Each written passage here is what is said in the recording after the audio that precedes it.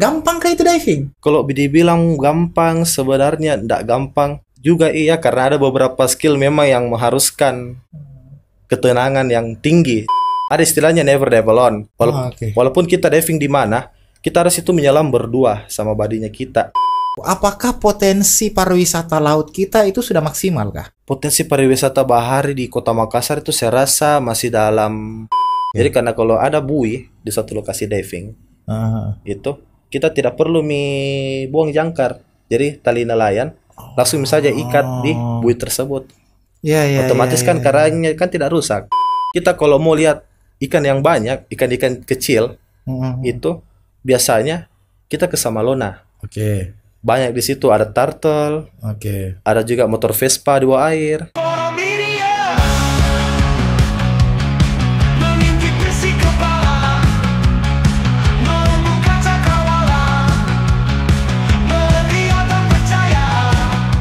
Bismillahirrahmanirrahim. Assalamualaikum warahmatullahi wabarakatuh. Kawan-kawan Portal Media, terima kasih sudah hadir lagi di spesial episode kemerdekaan. Ya, spesial episode kemerdekaan. Kami mengundang banyak profesi di meja ini. Yang biasanya politik, kali ini kami mengundang profesi untuk nanya-nanya sedikit tentang profesinya. Ngapain aja sebenarnya. Hari ini saya beruntung sekali karena di hadapan saya ada Imam Marvin, seorang instruktur diving dan aktivis lingkungan. Assalamualaikum Kakak Imam. Waalaikumsalam. Sehat-sehat? Alhamdulillah. Divers harus sehat ya. Betul, Kak. Divers harus sehat. Kakak, ini dulu paling kakak. Sejak kapan kita diving? Itu sejak kapan kita diving? Oke, mungkin sebelum saya jawab pertanyaan tak, Iya. saya perkenalkan diri dulu. Iya. Ya. Nama saya Malvin, Oh, jadi dipanggil Marvin bukan Imam. Imam Malvinas. Oke. Tapi biasanya Malvin dipanggil. Malvin, oke. Jadi saya Malvin dari Nemo Diving Center Makassar. Oke. Kebetulan juga instruktur diving dari Iya. PSS Itali. Itali? Oh, itu Itali. Oke. Oke. Awal diving. Mm-mm. Awal diving itu saya mulai dari tahun 2012. Waduh, sudah 12 tahun. Sudah 12 tahun. Oke. Tapi menjadi seorang dive instructor itu di awal 2021. Oke. Waktu masih COVID. Oke. Ini maksudku, itu diving olahraga mahal atau pasti mahal lah alat-alatnya segala macam. Sebenarnya begini, Kak. Diving itu kita tidak bisa katakan mahal. Oke. Terjangkau. Oke. Kenapa saya katakan terjangkau? Karena kita menyelam itu semua kalangan bisa. Semua kalangan boleh. Betul. Entahkah dari menengah ke atas ataukah menengah ke bawah. Oke. Kalau dibilang mahal itu mungkin banyak orang berpikir alatnya. Iya, iya. Alatnya memang mahal, tapi ada juga opsi lain. Kita Oke. bisa sewa Oke. gitu. Hanya saja mungkin saya lebih sarankan kalau kita punya alat sendiri, karena menurutku kalau kita beli alat yang lumayan harganya, alat diving Lumayan tuh berapa? Lumayan itu. lumayan, itu tergantung dari mereknya. Tergantung kayak jian mobil. Gaji mobil. Jadi ada kelas-kelasnya juga. Oke. Oke. Biasanya tuh seharga ya 20-an. 20 juta. Iya. Itu sudah lengkap semua itu. Sudah lengkap kalau Itu dari apa? atas sampai ke bawah. Tabung-tabungnya juga segala macam. Tabungnya bisa jika sewa juga sama Oke. pemberat. Yang dimaksud itu 20-an itu dari masker, Oke. snorkel fin, BCD regulator dan Oke. butis, wetsuit. Nah, dulu awal jadi divers tuh kenapa? Maksudku, apa yang bikin kita tertarik jadi divers? Siapa yang ajak atau apa kayaknya? Oke. Saya jadi diver itu sebenarnya itu dari orang tua. Oh, orang tua. Iya.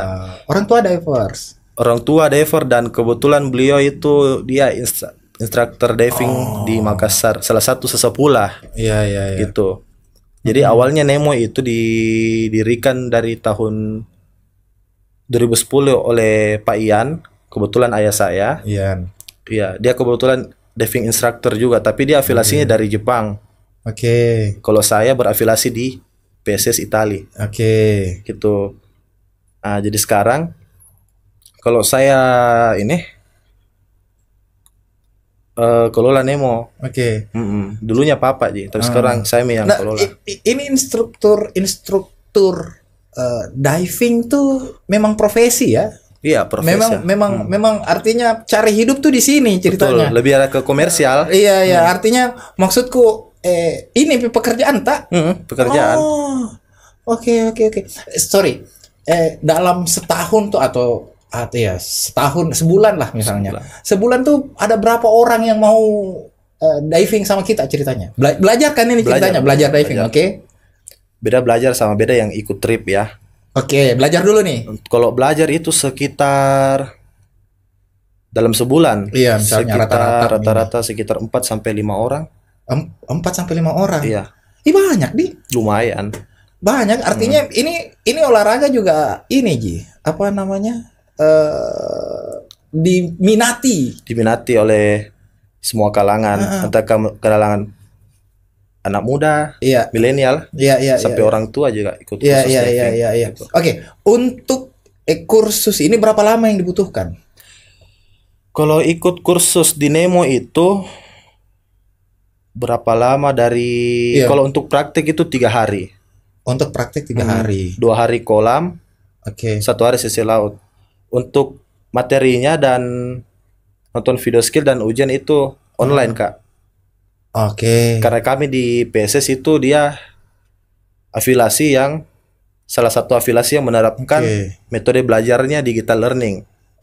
Nah, yang dimaksud digital learning itu kita belajar itu entah dari sesi materi, nonton video skill, ujian modul dan ujian akhir itu semuanya serba online. Bahkan sertifikatnya juga online loh. Gini. Orang yang diving ini harus punya sertifikat. Betul, harus punya sertifikat. Jadi tidak sembarangan itu kita sewa-sewa alat terus masuk ke laut itu. Iya, tidak sembarangan. Karena kalau kita belajar scuba atau kita ikut jenjang yang paling dasar saja lah, open water, itu kita harus ikut prosedurnya. Nah, kita diajarkan beberapa skill-skill dasar diving. Jadi kalau kita ikut kursus diving, tentunya kita tahu skill selam. Nah, jadi skill selam itu yang akan kita, yang kemarin dia belajar di instrukturnya, itu akan dia aplikasikan setelah kursus diving atau menyelam di perairan terbuka. Sebentar. Kita ini kursus di kolam 2 kali. 2 kali, betul. 2 kali dulu. Sudah itu masuk di sesi laut. Berarti 3 kali belajar orang ini ceritanya. Kalau praktek 3 kali. Gampang kah itu diving? Kalau dibilang gampang, sebenarnya tidak gampang juga, karena ada beberapa skill memang yang mengharuskan ketenangan yang tinggi. Iya. Contoh buka masker di bawah air. Itu semua. Boleh. Bisa. Ketika bagaimana caranya mengatasi panik. Iya. Ada orang panik. Ada. Banyak orang. Selama saya mengajar banyak sekali saya dapat orang yang panik apa semua, tapi setelah dia selesai kursus di Nemo sudah hilang paniknya karena dia sudah belajar bagaimana cara mengolah panik di kolam sebelum masuk di laut. Nah, gitu. ini paling pertanyaanku. Ada ndak syarat tertentu orang boleh bisa ikut kursus? Misalnya ini harus 18 tahun ke atas misalnya, atau jantungnya harus bagaimana begitu? Kalau syarat untuk mulai kursus diving itu kalau di PSS kita berbicara PSS karena saya kebetulan salah satu dive instructor PSS di Indonesia, itu minimal umur itu 13 tahun sudah bisa, Mi. Anak-anak juga bisa.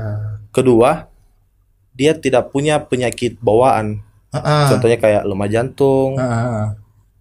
Ataukah mohon maaf, epilepsi di darat, takut epilepsi di bawah air. Ini pertanyaanku paling. Selama kita jadi instruktur pernah ada kejadian misalnya dia epilepsi misalnya? Alhamdulillah sampai sekarang belum ada.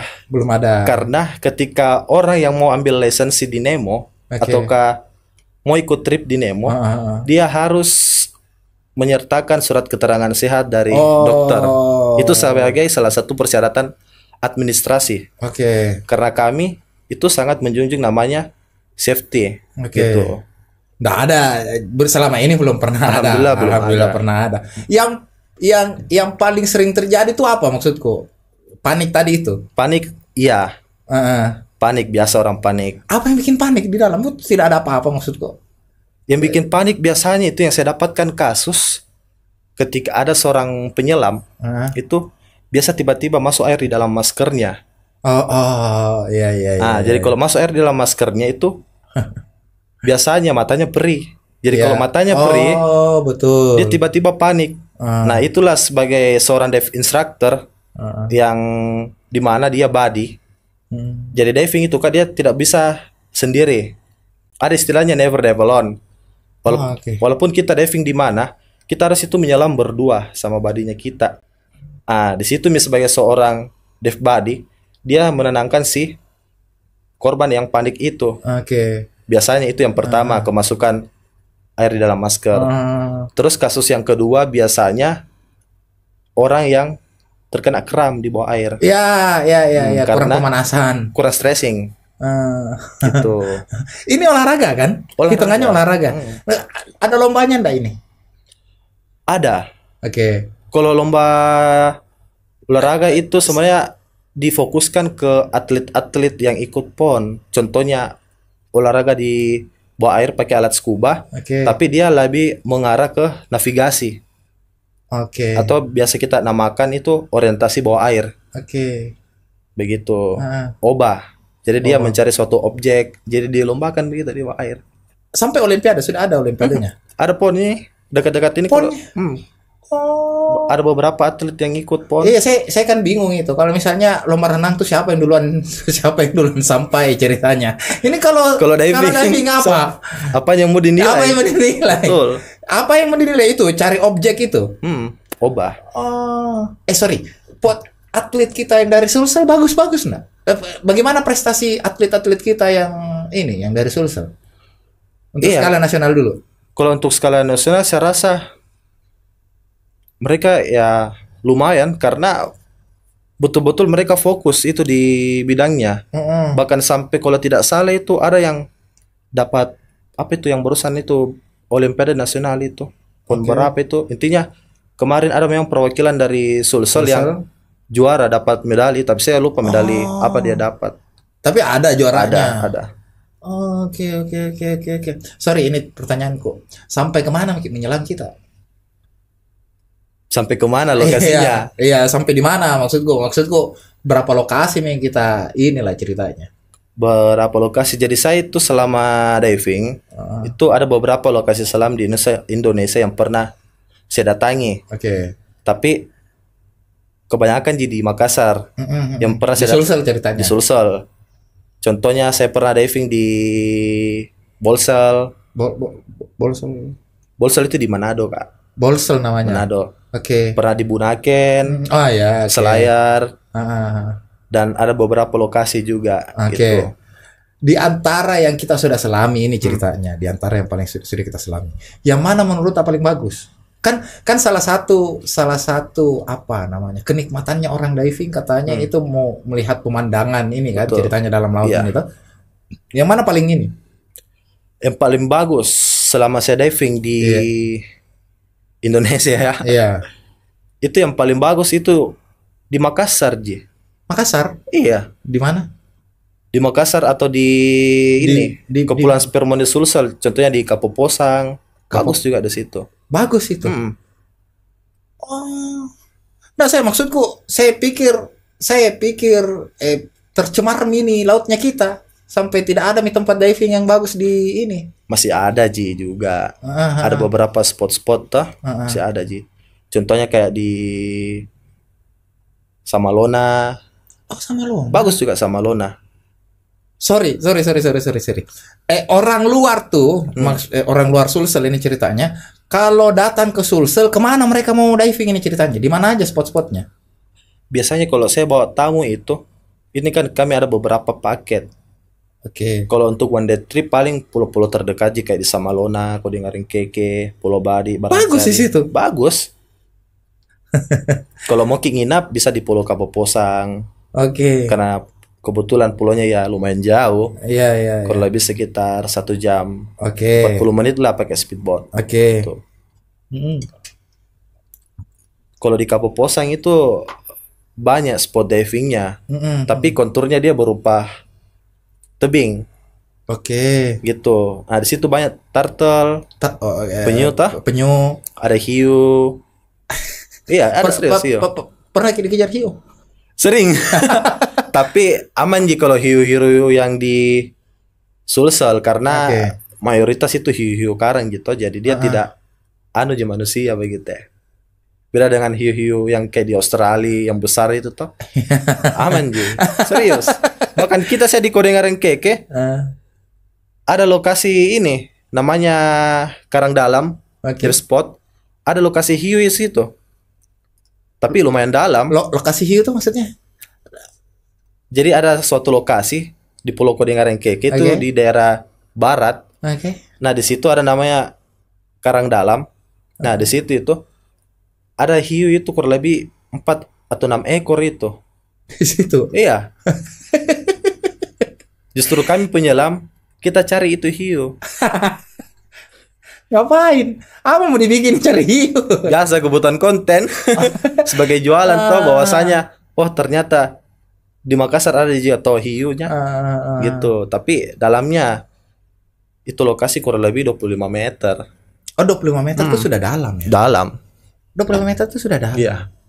Iya. Sorry, saya dengar dari Ieng itu istilah pariwisata diving. Iya.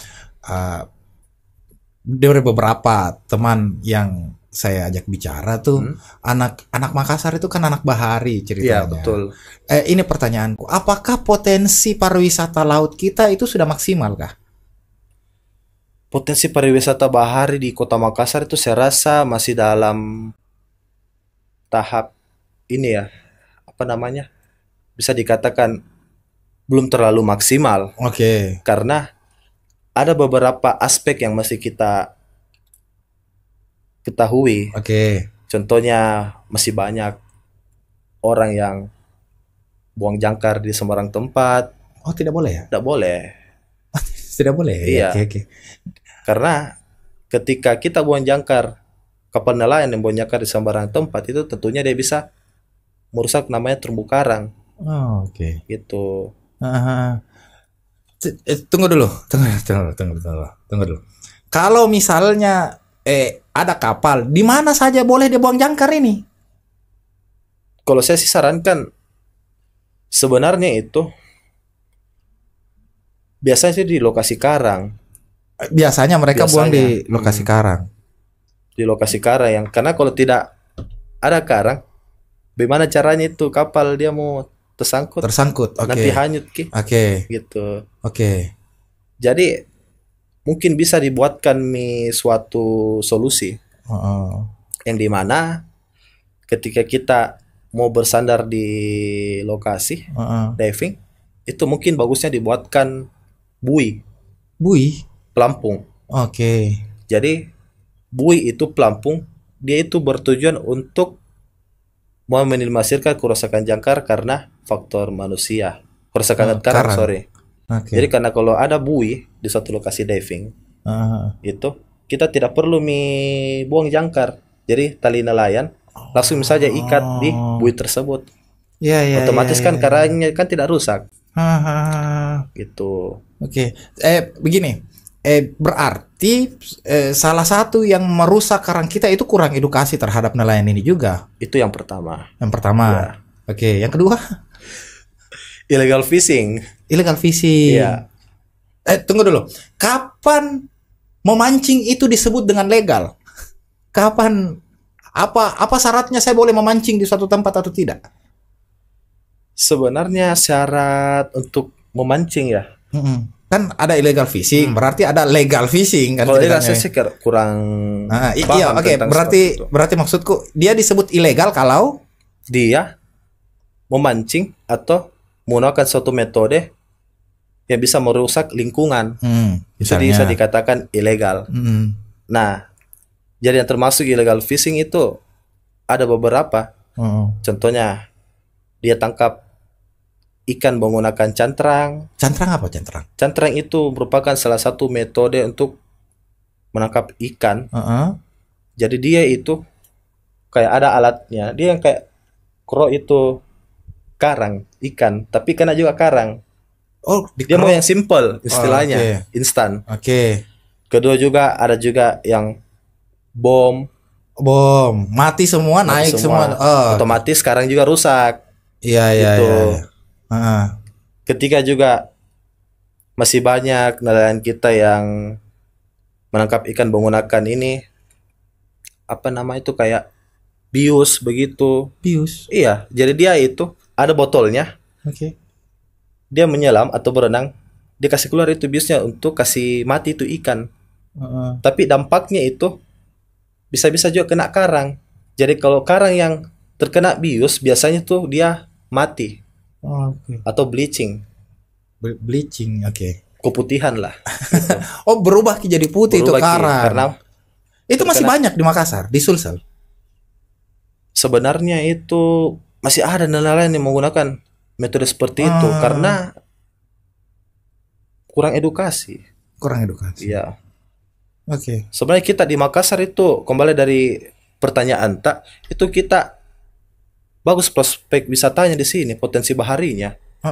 Karena contohnya nih, kita kalau mau lihat ikan yang banyak, ikan-ikan kecil itu biasanya kita ke Samalona. Banyak di situ, ada turtle. Ada juga motor Vespa 2 air. Bagaimana? Iya, serius. Ada motor Vespa. Apa dia bikin itu motor Vespa dalam air? Iya, kemarin itu kalau tidak salah 3 tahun yang lalu saya kasih turun itu Vespa. Kita yang kasih turun? Iya, saya yang kasih turun sama timnya Nemo. Jadi tujuannya itu saya kasih turun itu Vespa untuk sebagai daya tarik wisata agar orang bisa berkunjung di Samalona. Bukannya merusak lingkungan itu turun Vespa di situ? Tidak merusak di lingkungan karena penempatannya itu saya tempatkan di substrat pasir, bukan di daerah karang. Jadi aman Ji. Jadi kalau ada itu Vespa itu otomatis kan bisa menambah daya tarik wisatawan. Contohnya nih kita mau diving di Makassar. Apa sih yang bisa dilihat di Makassar? Kalau mau kines Vespa di air ada Ji di Pulau Samalona. Itu jadi tempat fotonya divers begitu. Betul, istilahnya daya tariknya begitu. Tunggu dulu. Itu lembaga yang kasih turun. Iya, dari bukan blade misalnya kan pemerintah misalnya. Bukan, kalau Vespa kami yang kasih turun kemarin. Menurut ini dalam meningkatkan pariwisata lautnya Sulsel ceritanya. Sudah maksimal ke pemerintah di situ? Kalau masih maksimal, sudah maksimal menurut saya. Karena pemerintah itu juga masih berusaha entahkah dari Dinas Pariwisata Kota Makassar dan beberapa instansi lain karena kebetulan itu kami dengan Dispar itu berkolaborasi untuk pengembangan promosi pariwisata Kota Makassar. Itu berkolaborasi dalam artian untuk promosi. Betul. Jadi pemerintah itu promosikan promosi juga. Tapi kayak itu kasih masuk Vespa di laut itu juga ada andilnya pemerintah di situ. Inisiatif sendiri. Sorry. Itu kalau kita kasih masuk, kalau kan ceritanya tuh kita berinisiatif untuk kasih masuk itu apa Vespa. Siapa tahu besok ada mobil tua masuk misalnya toh. Ini pertanyaanku, haruskah ada izinnya pemerintah itu? Kalau masalah persoalan izin saya rasa tidak, jika namanya kan kita ini berbuat kegiatan positif. Karena kalau kita tidak membuat suatu movement atau gerakan, itu orang tidak bisa berwisata di lokasi kita. Begitu. Saya rasa tidak ada Ji. Iya. Warga setempat misalnya yang warga setempat juga support. Karena kalau datang wisatawan yang berkunjung ke lokasi diving tersebut, otomatis kan dia naik ke pulau. Nah kalau dia naik ke pulau berarti dia beli ininya kayak makanannya. Intinya dari segi dampak ekonomi juga terasa. Gitu. Oke. Nah, ketika kita kasih turun itu Vespa apa pikirannya di tempat lain pernah kita lihat kayak begitu maksudku? Ada di Makassar juga ada. di Pulau Kodengarengkeke. Bahkan di Pulau Kodengarengkeke itu di sana itu ada namanya Atlantis Garden Point dan TVRI website.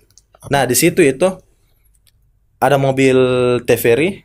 Mobil TVRI. Iya, mobil dinasnya.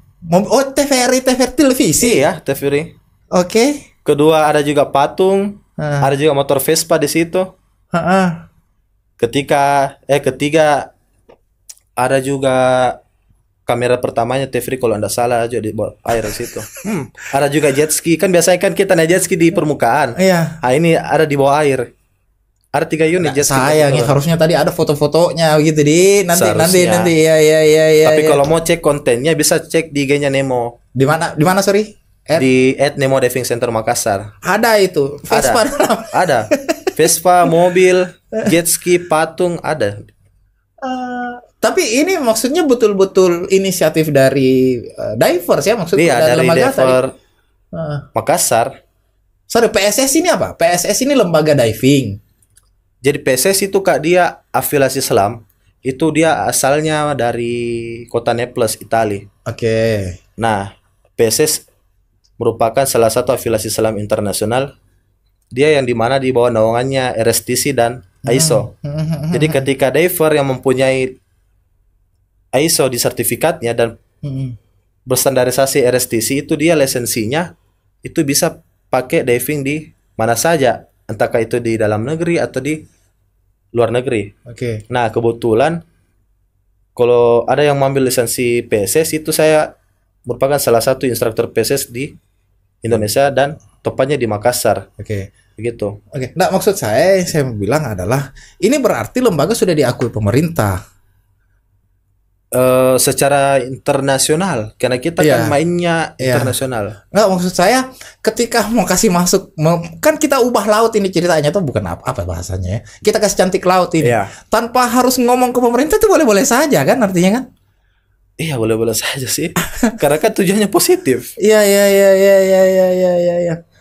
Nah, soalnya kan laut ini milik bersama, jadi istilahnya bebas kita mau berekspresi lah gitu. Oh begitu. Ya, saya sudah dikode tadi ini, cuman karena jadi 70-80% kontennya portal tuh konten politik. Biasanya politisi yang kami undang di sini. Iya. Kalaupun bukan politisi, apa yang berhubungan sama politik, KPU kah, Bawaslu kah, akademisi kah. Nah, di Agustus ini kami undang profesi-profesi. Pertanyaanku selalu template. Pertanyaan templateku yang pertama adalah sebagai seorang divers dan seorang yang peduli pada lingkungan, aktivis lingkungan lah ceritanya. Sudah merdekakah kita? Merdeka. Oke. Tapi ada beberapa yang mesti kita perbaiki kembali. Oke. Contohnya masih banyak kayak nelayan kita yang masih minim edukasi ya tentang bagaimana cara menangkap ikan yang benar. Atau kayak yang dimaksud dengan illegal fishing. Nah, kita mungkin sebagai masyarakat itu mungkin dan pemerintah mungkin bisa buat suatu program untuk memberikan edukasi kepada mereka. Gitu. Oke. Nah, tanggung jawab mengedukasi menurut Anda sama siapa? Mengedukasi nelayan ini yang illegal fishing ini dan segala macam. Sebenarnya tanggung jawab kita bersama sih sebagai seorang aktivis lingkungan dan pemerintah.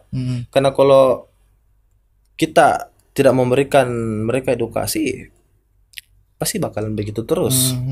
Begitu. Oke, sebagai orang awam, saya kan bukan divers, bukan apa. Untuk ikut serta dalam menjaga lingkungan, apa yang bisa saya lakukan? Hal yang terkecil. Kalau sebagai seorang non-diver atau diver? Non-diver. Saya ini ceritanya. Saya bisa ngapain? Kan kita ini kan masih dalam ruang lingkup pembahasan tentang wisata bahari.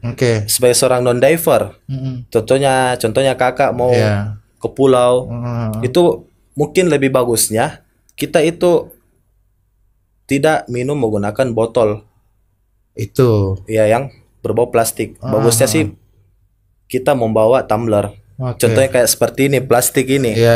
Itu bahaya itu karena bisa merusak lingkungan, terutama terumbu karang. Apalagi kita tahu plastik itu kan lama terurai, butuh ratusan tahun kalau tidak salah itu. Kayak styrofoam juga apa semua. Jadi bisa mulai dari hal yang terkecil. Kalau kita beraktivitas di pantai atau di laut, biasakan itu kita membawa tumbler atau botol minum. Gitu. Atau tidak makan teh itu kalau bisa pakai rantang atau prasmanan. Jadi kan minim pemakaian plastik. Itu yang pertama. Terus yang kedua, mungkin bagusnya kita sebagai seorang non-diver itu bagusnya itu harus tumbuhkan peduli terhadap sampah di pesisir laut. Sebagai contoh, kita datang di Pulau Samalona. Mungkin bagusnya yang tidak menyelam itu bawa plastik besar. Jadi kita buat kegiatan-kegiatan kecil untuk pungut-pungut sampah Dan ini sudah sering dilakukan sama PSS ini, Nemo ini. Iya. Biasanya kami jangankan di darat, di bawah air lagi.